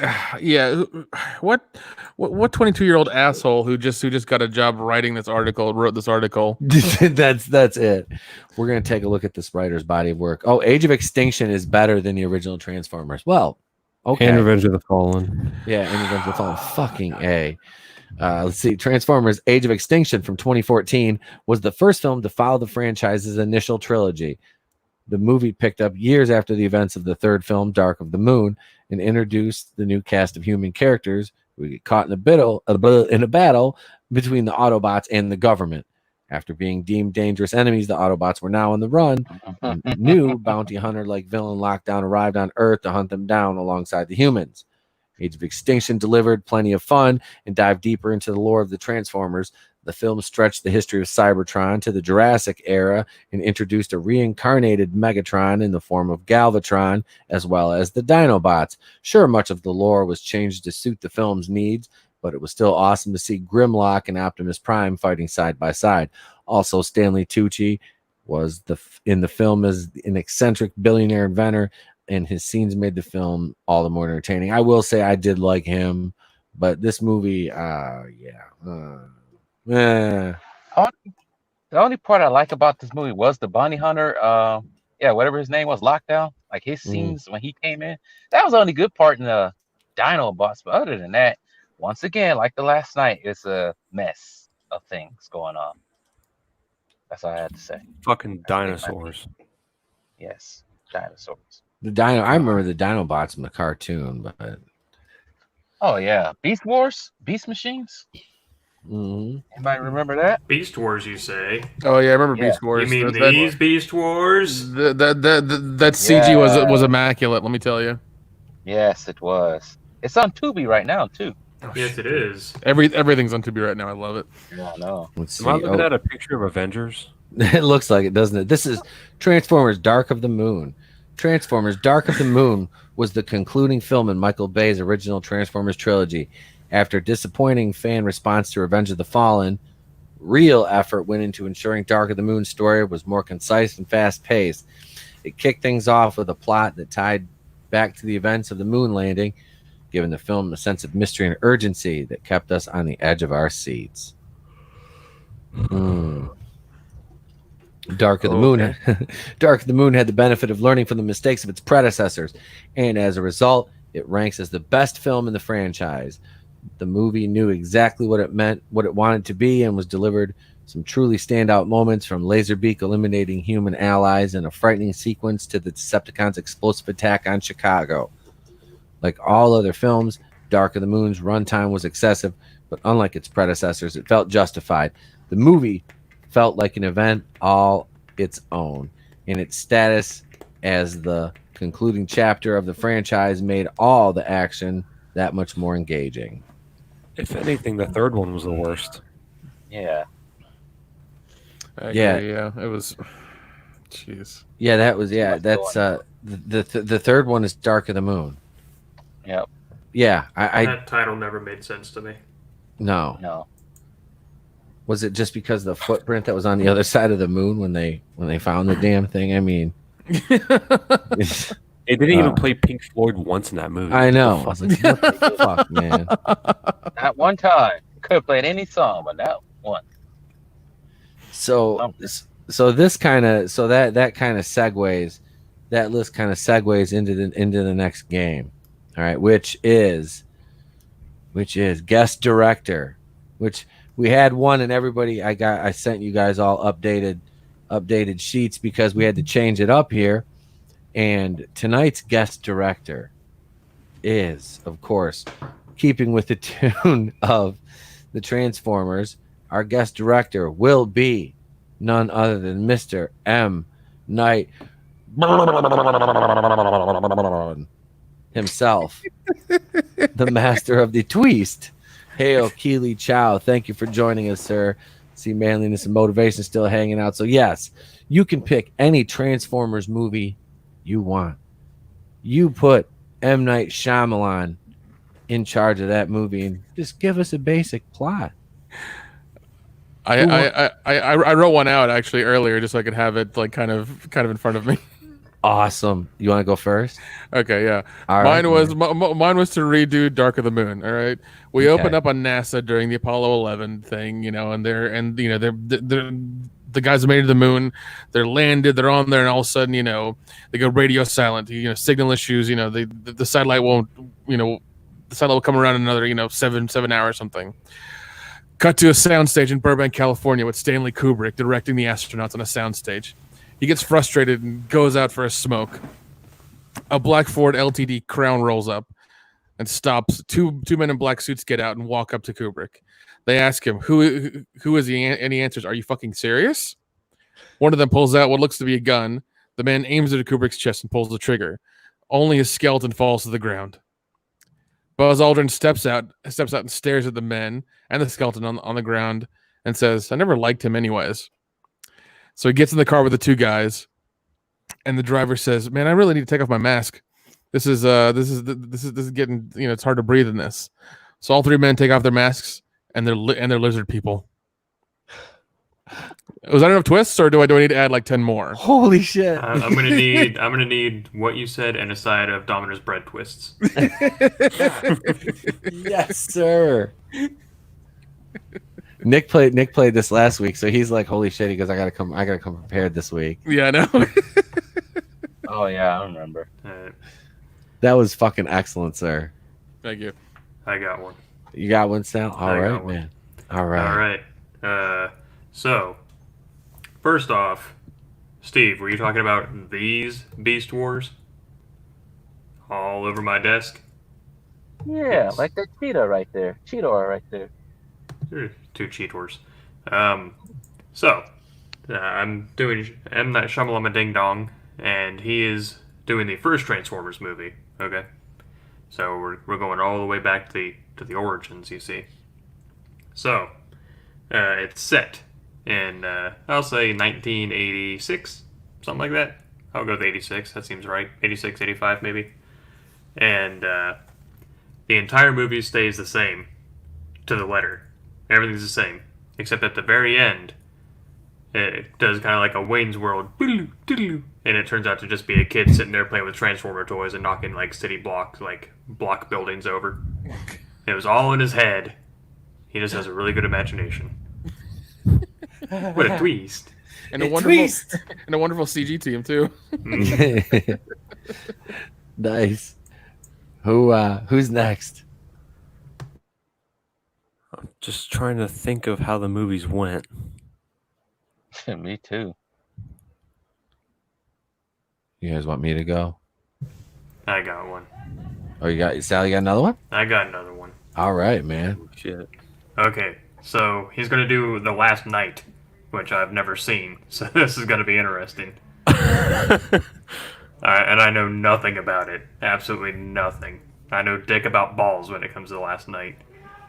Oh boy, the neighbors are out there screaming, so I'll try to I make hear this him. This fast. is awesome. Yeah, I can't wait till they start talking about their fucking HIV and herpes and shit again. That was It's a gonna fun be conversation to eavesdrop on. episode of Cops. Yeah, more or less. So, The Last Night, right? It's spelled with a K, of course, because last night. And so the whole thing is about the Transformers starting their own Knights of the Round Table and shit. And they're trying to find a leader, right? Because, Optimus is getting weary. His gears are rusting. He can't carry the torch anymore, so to speak. And, they fight the Decepticons, and they win. And then, out of the shadows, their leader emerges. It's M. Night Shyamalan Ding Dong himself. And then it just flashes to the title screen and says Last Night, and the K drops in the end, becomes capitalized for M. Night Shyamalan. That's terrifying. Looks like a Family Guy parody. Hell yeah. He just pops out. A twist.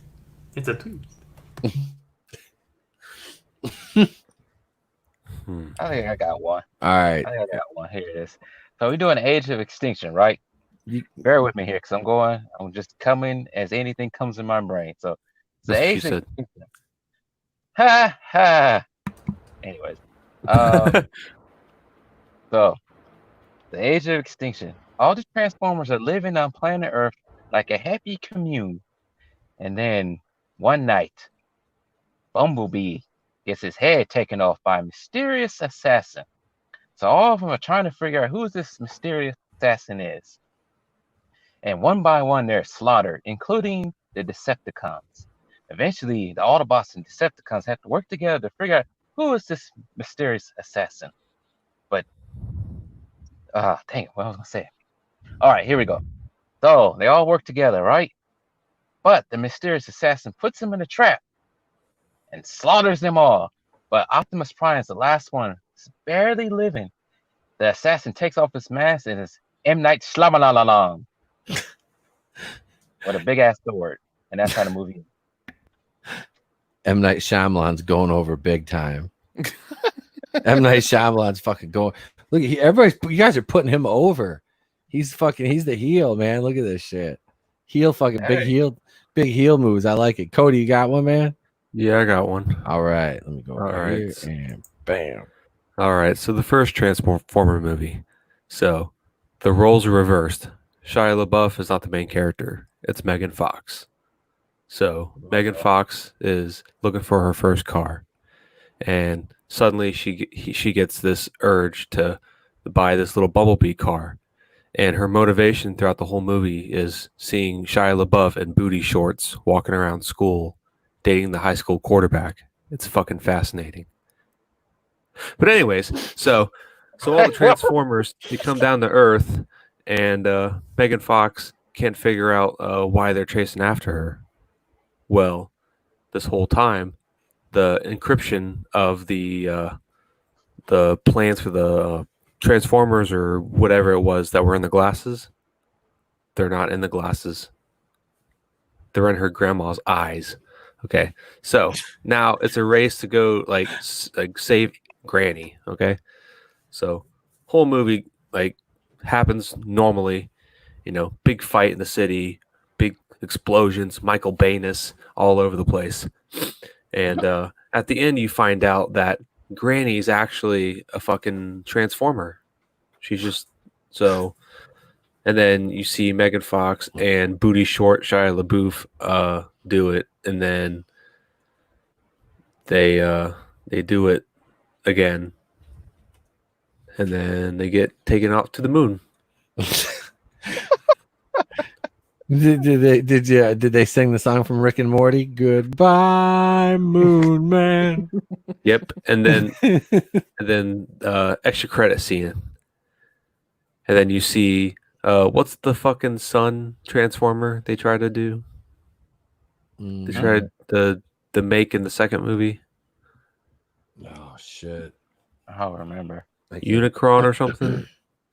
No, Unicron's the planet eater. Yeah. No, yeah, Unicron's the big fucking planet eater that they teased in the fucking end of the last night that we'll never get a payoff on. That was the one that was from the Transformers movie that was just devouring the other world. Wasn't it the movie? Yeah, it was the Transformers movie. The animated one? Yeah. Yeah, it was Unicron. Yeah, I was going to say, yeah, Unicron's a big fucking, like, he can turn to a planet and just devour other worlds. Unicron is a planet. Mm-hmm. That's a big bitch. That's a big old huge bitch. But then you get Unicron pans in, starts floating through space towards Earth, and it's voiced by none other than late Chris Farley. You're welcome. Oh God, I'm gonna eat you. I used to get planets lodged right in here, 2 at a time. All right, let's see here. So I did let's see. This is wrong. Let's see. All right. So mine was The Last Night, which it fascinated me because it was such a steaming pile of shit, which is I'm just, it's like Batwoman. For some reason, I'm just attracted to it because it's so horrible. So The Last Night, directed by M. Night Shyamalan, we would keep everything the same except for, because they went back all the way to like King Arthur's time. So I would have medieval magic, then shit that leads to nowhere, like all the characters would be brought back to life, like Tyrese, Shia LaBeouf, Megan Fox, John Turturro, but they would end up, in these just stupid situations. I'm talking, I'd have Donnie Wahlberg in it too, Mark Wahlberg. They'd all just make appearances back in like King Arthur's times, just say ridiculous things, and then get killed off just for no reason, without explanation. And same thing would happen to all the Decepticons and the Autobots. They would just get like killed off along the way, like indiscriminately, like at random times. Like Megatron would be with like, what's his name? I can never remember old boy's name.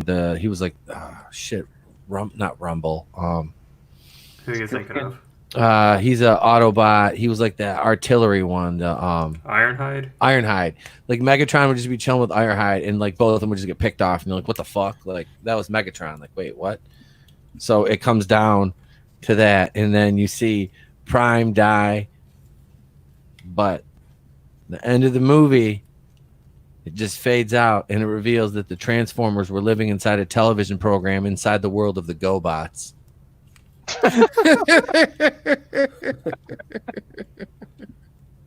Yep. That sounds like a movie. Fuck you, I put the GoBots over in the Transformers.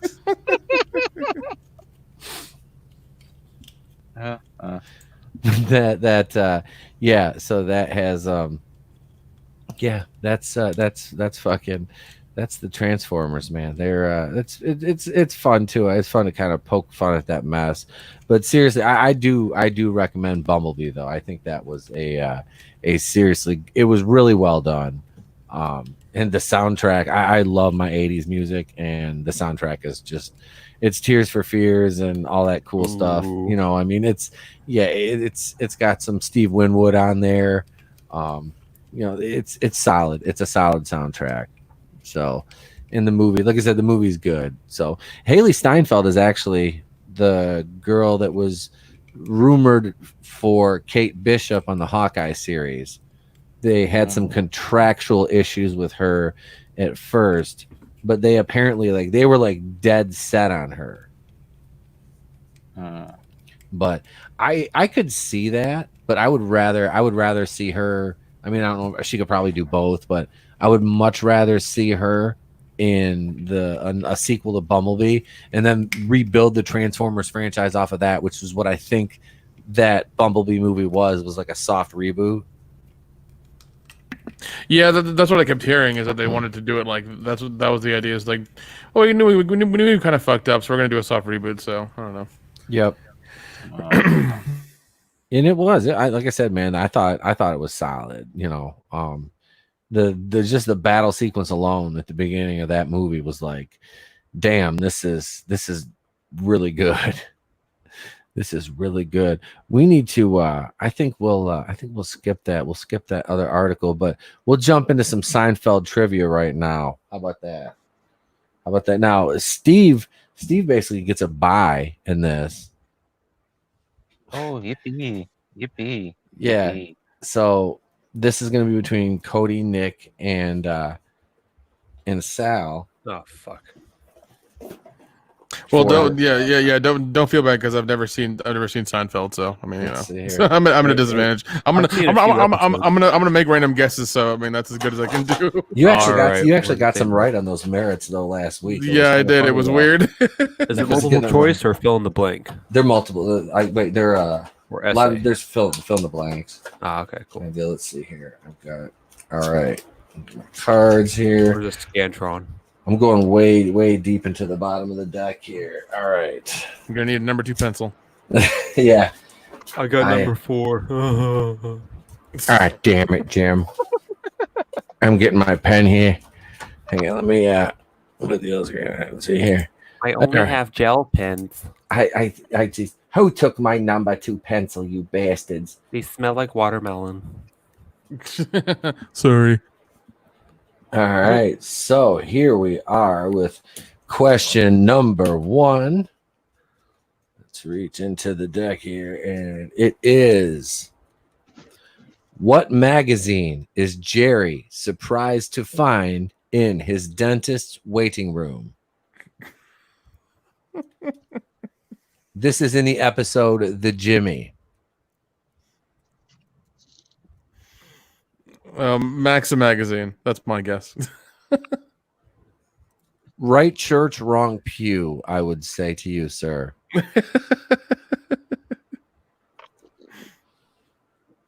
Playboy 1990 April edition. You're another one. You're in that spectrum. I'm gonna say Sports Illustrated, the swimsuit edition. Everybody is wrong. Everybody wrong. Answer is, anybody care to wager one more guess? Play Hustler. 9. What's the magazine from Step Brothers that they find? It's Good Penthouse. Housekeeping. Yes. It's what now? It was Penthouse. Oh, okay. All right. That was gonna be my next guess. And the dentist waiting room, whose this was in, was a dentist named Tim Watley, who is played by none other than Bryan Cranston. Oh, I thought his name was Crentis. It was Cranston. Jerry. Your shtickle. I just need a shtickle of fluoride. Can you make that joke yet? You've only been Jewish for like a couple days. I love that. I think Watley converted just for the jokes. I think he converted just for, he has joke telling immunity. He's a dentist and he's a Jew. Let's see. Jerry tells his uncle that he can't have dinner with him, but he doesn't tell him the real reason. It's so he can see the worst movie ever made. What is it? The Last Jedi. We've actually watched this movie, though. Have we really? Yes, we have, Nick. Oh my god. We've watched this. Think about it. Oh my god. Don't say that to me now. Oh jeez. The Room?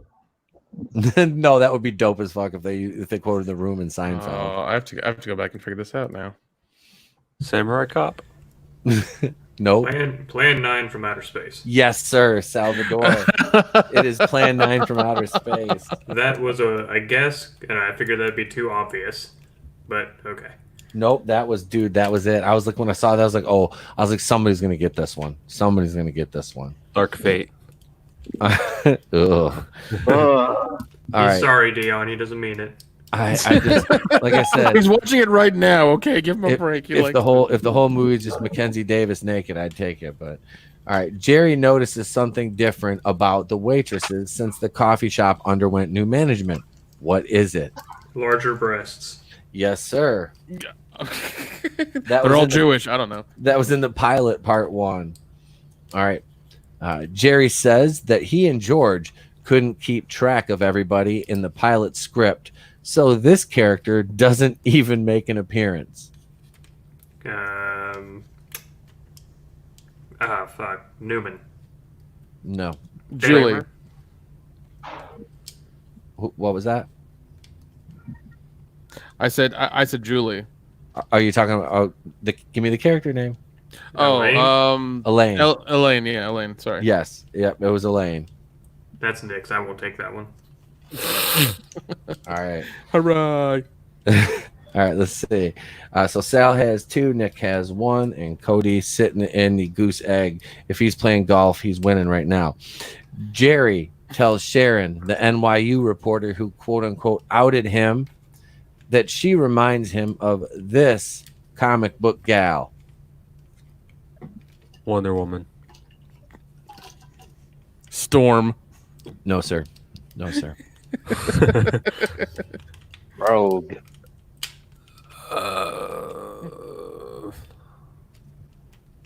Jerry, think about Jerry's favorite character and who it would be, a woman that would be in related to that character. Not related, but in relation to that character, well known with.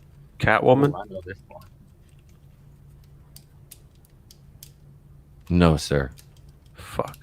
It is Lois Lane. Oh, Jerry's damn favorite it. character is Superman. All right. So after answering a few questions while on the polygraph machine, Jerry gives out information that proves he watches this primetime soap opera.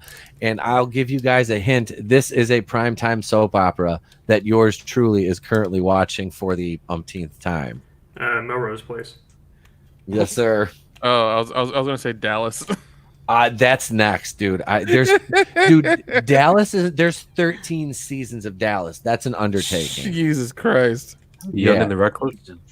I used to watch Young and the Restless in college. Restless, I mean. Sorry. Oh God. How about is it All My Children? Oh, my children. That was one with Susan Lucci. Or General Hospital. General Hospital. Yep. That was when Scorpio used to be on that. I remember some of the characters. My grandma used to watch that when she lived with us. All right. Before I get up. Let's see. Jerry's going to NBC with a concept for his show. Who first comes up with the idea that's going to be a show about nothing? Oh, fuck. I should know this. My dad just told me about this. It's Larry David.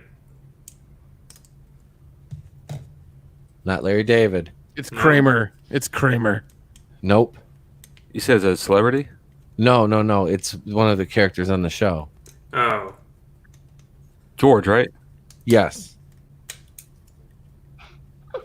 Cody gets on the board with one. He was a writer, right, for like the Yankees or something at one point. He was a road manager for the Yankees. Him and Jerry were writing the script for the pilot for the show Jerry together. And when they went into the pitch meeting, George kind of took over, and it was a beautiful, hilarious train wreck. I need to get into this show because I don't. Hopefully, this isn't one of your questions, but like I was watching an episode the other day where George was engaged to this one girl, and he ended up like not liking her. Oh. So she ended up getting poisoned later on and dying, and he's like, "Oh well." the poison envelopes. Yeah. He picks the cheap envelopes in the back of the book, and she's licking them all the invitations, and she fucking dies. He's like, I was like, "I'm sorry, Mr. Costanza, she's gone," and he's like, "Oh." Oh, he's like, yeah. He's like, she's gone. You guys want to go get coffee? All right, so we've got Sal's at 3, Cody's at 1, Nick's at 1. Jerry says that Laura's ability to lip read is similar to this superpower. Blowjobs. Yes. That is a superpower and a lost art, I will say. Yeah. There's a burnt hot dog on the internet that would agree with you. Darth Vader's charred phallus on Twitter, the best, one of the best follow accounts. Fucking love that guy. He shows up on our show every now and again. I'm just like, you need to post more, dude. Yes, the post when they come, it's like rare gifts from the heaven that just fall down randomly from the Twitter gods. It's like something good came from Twitter. You get a tweet from that account. That's the good stuff right there. Whoever runs that account will probably shit their pants if Oscar Mayer followed them. Oh my god! You see the fucking what was it? Everyone's doing that female or gender swap app thing, and he turned himself into burnt bacon. Yes, yeah, I saw that. Genius. I wonder if that's because of the robot chicken episode. Oh my god, you've been out there for 2 weeks. You must smell like feet wrapped in leathery burnt bacon. Oh yeah. Oh Lord. Let's see. So we'll go over that question. Let's see. Jerry's getting audited. He contributed to a charity that turned out to be a volcano relief for what island? Canary Islands? Nope. Galapagos Islands? Nope. Madagascar? Nope. This is kind of a deep cut. It was Krakatoa. Krakatoa. Of course it was. Let's see. Okay. The flavor of the Chinese gum Lloyd Braun gives him reminds Jerry of which Chinese noodle dish? Lau Mein. Yes, sir. It is. I was going to say come of some young guy. Sal is at 4. All right. Jerry meets Karen Hansen, a Miss America contestant at a Yankees game. What New England state does she represent? Connecticut. No, sir. New Hampshire. Nope. Rhode Island. Yep. I know them all. I'm just going to list them all till I got it right. There it is.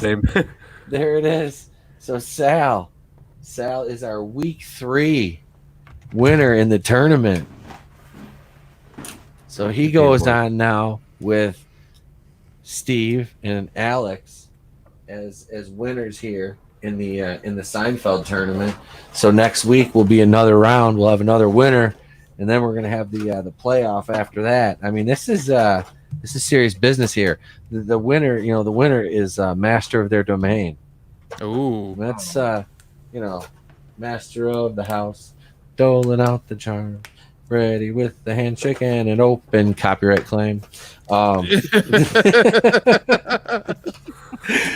shit! So that was I'm kind of moving the cards around here, getting all the new ones out and putting the ones we've used away. I hope you don't lose like a bunch of views in a couple days there, Pete. Hey, I didn't. I don't know. Whatever. If I've had one or two streams that it's unfortunate because it did just happen to Adam, and it is, man. That YouTube is a fickle bitch these days with everything. We were just talking about that before we went on the air, about all that stuff, about trying to, and that's why I really haven't, I played the one at the beginning, but I'm trying to kind of limit using those, the little clips and stuff like that, because I'm kind of afraid, because that could have been the reason that happened the other night. And it's unfortunate because we always use those, and it's just kind of like a fun little gimmick to have, Yeah. So that's kind of the shitty thing about the situation. So yeah, but they are like ultra sensitive. Well, ever since this Last of Us 2 thing with all these all these DMCAs or whatever they are, fortunately, I mean, I didn't really have a dog in that fight, I mean, outside of the bullshit practices by, Naughty Dog, but I mean, but because I'm not, I'm not a gamer. I mean, the new, I play old school games, but I don't have any new systems. I'm not going to play Last of Us 2. I mean, I never, I just kind of something I just caught on to the story. So, I was like, whatever. But yeah, they're just everybody, YouTube has just been kind of fussy with everybody, we should say, these days. I mean, they're just, like I said, we got the wrestling stream. I was showing a match, which I'd showed matches the 2 or 3 weeks beforehand. No issues, right? From like 83 over in Japan, old school, Stan Hansen shit, stuff like that. And the third week we show one, and 2 minutes into the match, I'm getting messages, hey, the stream's gone. The hell? Yeah, I'm like, wait, what? And yep, I looked down, and it was me and Jared, and I don't think Will was on. It was just Jared and I. And I'm like, yep, we got to start over again. I was like, son of a bitch. So Will was on that week, so we started over again. And I think we went another 40 minutes, but it was kind of bunk, because we couldn't show the match, because I like showing the matches through StreamYard. And like I said, I'd done it 2-3 weeks in advance, and no issues. And just apparently that one match we showed that last week, it was too much for it. So, but I don't know, man. I'm just happy that I haven't really had any major issues with my channel yet. I feel lucky there. That's definitely. it. I've been able to meet a bunch of cool people while I've done this thus far, and here's the more moving forward, man. That's all there is to it with this. It's fun.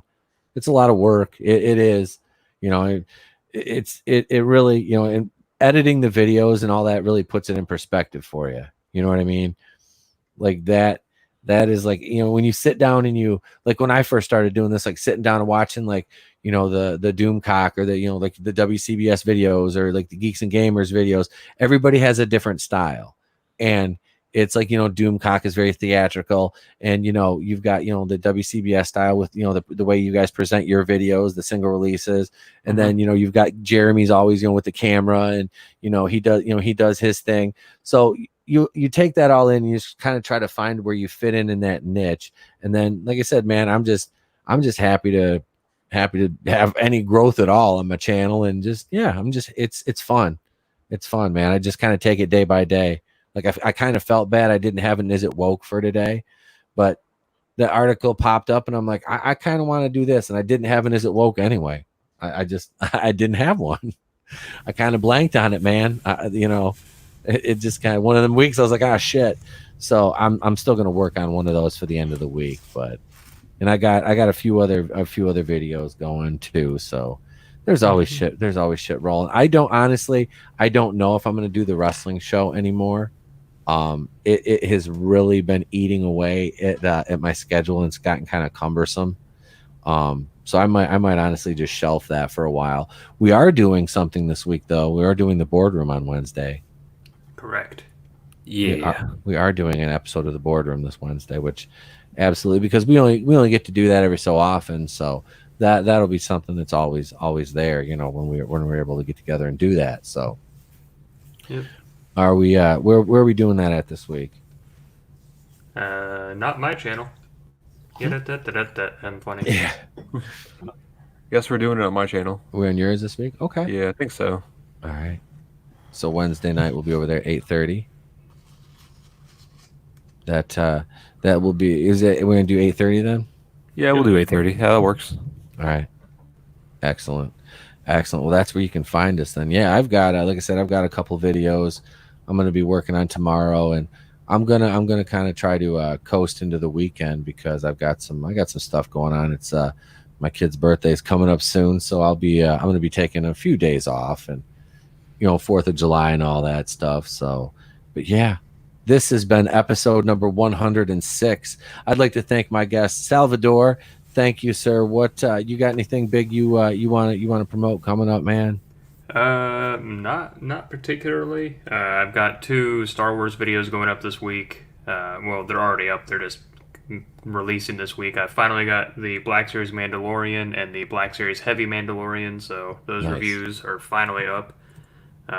Considering those figures came out 9 months ago. But that's the toy business for you. That's just speaking about things like that. Like that's why. I know toys. That's why I went with toys, because I was like, it's a corner of the fandom that's not really being covered. So I carved that little corner out for myself. At least not like a dedicated toy channel, I should say. Today, for those that are hip to the jive about Jurassic Park, the super colossal T-Rex came out. I don't know, a year and a half ago, and I picked up the super colossal Indo-Rex. So that review will be coming out. I'm excited to see that one. Yeah, I'm going to do I'm probably going to film it as soon as we're done here, but don't throw away your G.I. Joes. So I'm going to do a little how-to with common problems, how you can fix them, shit like that. And that's really about it. I don't have a whole lot in the way of new toys coming out, so it's going to be a bunch of kind of anecdotal, here's a video about how I feel about Beast Wars, or here's a video of how I feel about this line of toys or whatever. So it's just going to be kind of random shit till new toys start coming in.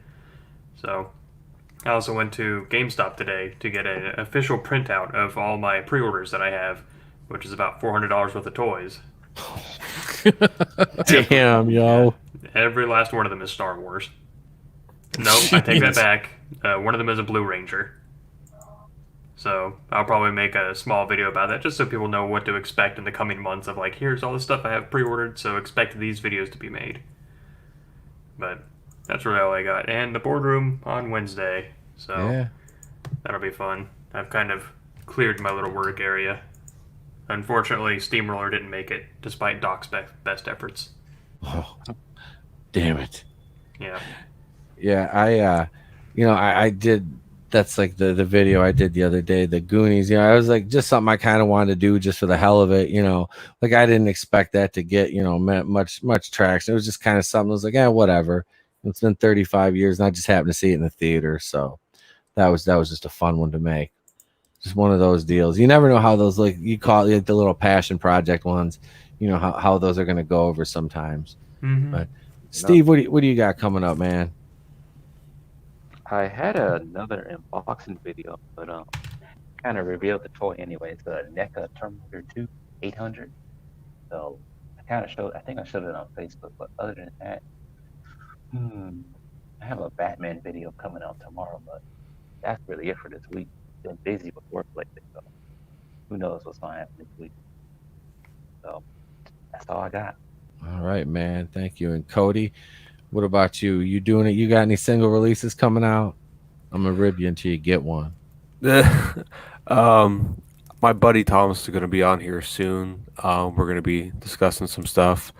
He's been really busy lately with work and everything. So he lives in Chicago, so it's been kind of hectic up there. So, but I'll be doing a live stream on my channel soon, and we'll be getting some stuff out there. And we are going to be doing the Step Brothers watch party at some point.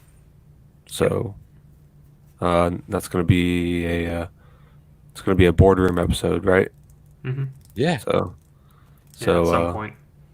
At some point. So we haven't really planned it out yet, but we'll be doing a Step Brothers watch party, and if you want to drink, come and drink with us.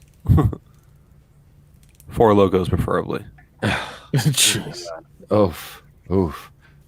Oh man. So yeah, this has been episode number 106. I'd like to thank everybody in the chat. I saw Manliness and Motivation, Flair X, Admiral Tiberius, Keely Chow. Thank you, gentlemen. Men's Room. Let's see. So make sure I got everybody in there. But thank you, gentlemen. I truly appreciate all of you participating and listening in tonight. I hope you had as much fun listening as we did bringing this to you. I think this was a good episode, gents, and thank you all for joining me. Nik, I don't mean to neglect you, sir. Do you have anything on the horizon? Are you working on a solo channel, anything solo project wise? Oh no, nothing right now. I mean, I'm just kind of floating ideas around for my own channel right now, but I probably won't start until end of this year, beginning of next, to really, kind of get that going, because I need to get some things straightened out and to get, make sure my plan is concrete this time and people I work with are sane. Yeah, that's always key, right? Oh yeah. Nik, if you ever want me to come on and talk horror movies with you, I will talk until we're blue in the face. All right, man. I'll take you up on that. Definitely. Yeah, that's horror movies are they're special. That's a special genre right there, definitely, man. But yeah, this has been episode 106 of the Place to Be Reviews. I've been Etep and right here with all of yous. And I say at the end of every stream and every video, if I don't see you, have a great day and a pleasant